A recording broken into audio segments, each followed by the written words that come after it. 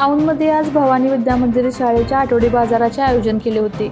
यामध्ये मुलांना व्यवहार ज्ञान समजावे यासाठी व मुलांमध्ये सर्वसामान्य व्यवहारात विक्री कला कशी करावी याचे अचूक ज्ञान येण्यासाठी या आठवडी बाजाराचे आयोजन केले होते। यावेळी 270 विद्यार्थ्यांनी सहभाग नोंदवला होता व या बाजारातील उलाढाल हे जवळजवळ 52,000च्या आसपास गेली। यावेळी उपस्थित मान्यवर औंध शिक्षक मंडळ, औंध विश्वस्त श्री हनुमंतराव शिंदे अण्णा, सहसचिव प्राध्यापक निकम सर, राजा श्रीपतराव भगवंतराव महाविद्यालयाचे प्राचार्य श्री डॉक्टर भंडारे सर, शाळा व्यवस्थापन समिती अध्यक्षा सोमहेश्वरी गोरे मॅडम, उपाध्यक्ष श्री विशाल राऊत सर, सदस्य श्री संदीप चव्हाण व श्री नितीन शिंदे, मुख्याध्यापक यादव सर व सर्व शिक्षक कर्मचारी व संपूर्ण गावातील ग्रामस्थ उपस्थित होते।